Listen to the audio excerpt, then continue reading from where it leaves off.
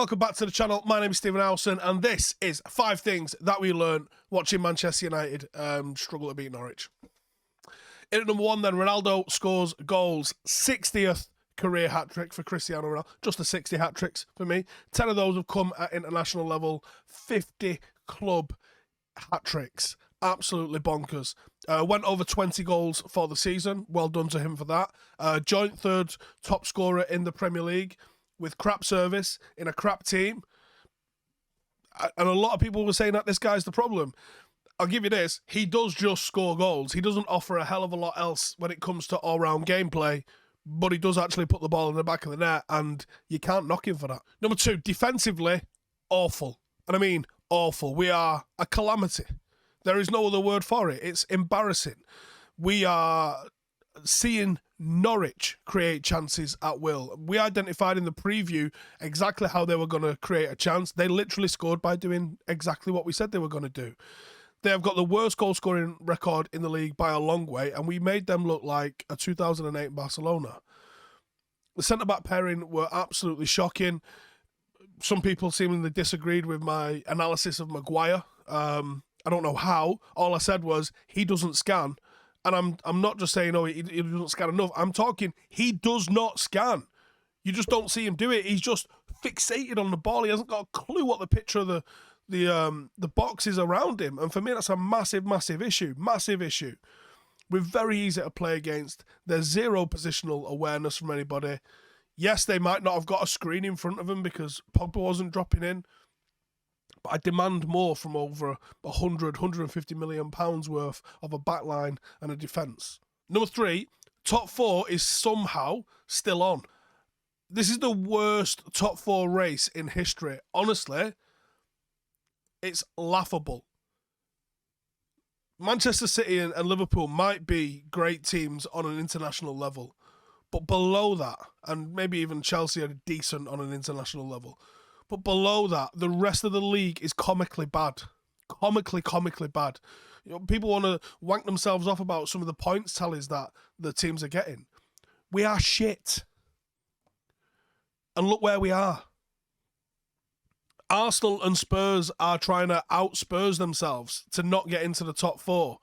United, if we'd have put any sort of run together, would already be in the top 4, sewn up and thinking about who we're going to play in the Champions League next season.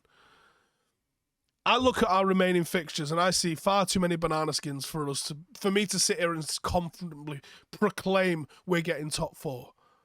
Now, Arsenal have got a rough run. Spurs are Jekyll and Hyde. It will be down to who bollocks is up the least. I'm hoping maybe the thought of Ten Hag coming in, oh, this guy's going to get us working, maybe is a little bit of some sort of intrinsic motivation for the lads. And you know, I've seen some people saying, I don't want top 4, the Glazers want top 4. Okay, cool. I don't know about you, mate, but I'd rather watch United. Even we're not going to win it, right? We are not going to win the Champions League next year. But I'd still rather be in that than Europa League. You know what I'm saying? We're going to be in one. I'd rather it be in the good one. Catch what I'm throwing? Number 4, Deadwood spotting.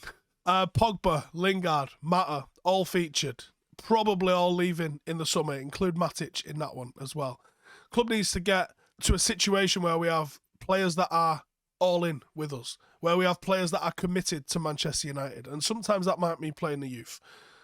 It's a hard balance, this, because Ralph has got to be here in some capacity beyond May. So he has to do right by the club and make sure that we get that top 4, which I'm sure is going to be a target that he's been told he needs to achieve. And I'm sure it's a target he wants to achieve. He's got a career and, you know, this, that, and the other himself. There's too many players. I mean, Lingard was given an opportunity today. Honestly, thought it was completely anonymous. Pogba played, defensively switched off, in possession, thought it looked decent. But for the most part, when we're looking for 1% and 2% to win games, you want someone that's going to bleed for the cause. Are these the players that are going to do that? And actually, to be fair to Juan Mata, he shouldn't really be lumped in with the other two here because he came on and actually looked really good. Outside of Ronaldo, probably would have been talking about him as man of the match, to be honest. No Fred, no McTominay, no tempo, no desire in defence. They've got their flaws. They're not the best footballers. But I will say this, you can never doubt their commitment. And that's not something I can say about everyone who pulled a shirt on today. And number 5, the GLAZER protests. I mentioned this in the build-up in the week, and I'll always support a protest, and I did support the protest. What I don't or didn't want to see was almost a de-escalation of protest. And I mentioned this on a couple of the podcasts I was on this past week. I was saying the Liverpool game was a monumental occasion. It got worldwide coverage.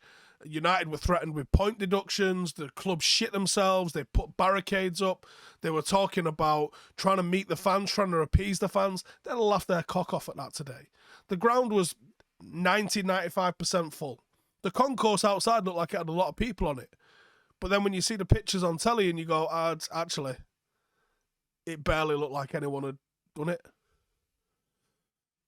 That's a little bit on the disappointing side. The game had a bit of a testimonial feel. I don't know if that was because of the protests or if it was in spite of the protests and it was just fucking because it's Norwich. We need the fucking Glazers out of the club. They've got to fucking go. The problem is, when you take a step back, and this protest was a step back from the Liverpool one, I think if you're going to do it, you have to go full throttle on we'll decide when you play. That's a fucking motto. That is a threat.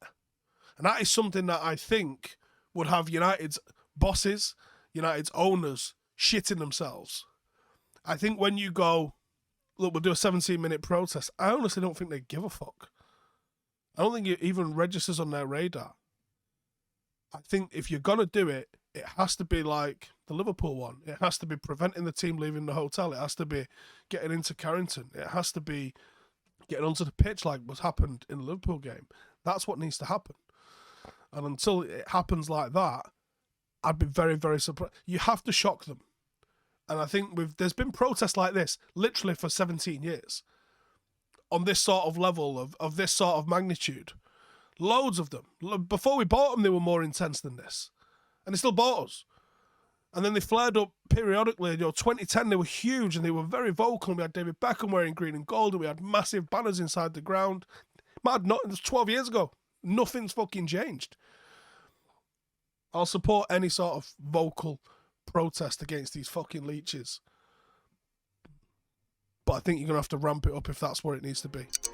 Hey, thank you for watching the video. If you are new around these parts, then don't forget to subscribe. My channel is proudly supported by my community on Patreon. If you'd like to get a little bit of extra content, a Discord group, meetups, five-a-side games, weekly podcasts, behind the scenes, and even an occasional bit of transfer news as and when I get it, then for the price of a pint, you can show your appreciation for the content that we make and get some goodies for doing so as well. Check the link in the description or click the button right here. You'll also find all of my socials here too if you want to follow me on any of those platforms. Nice one.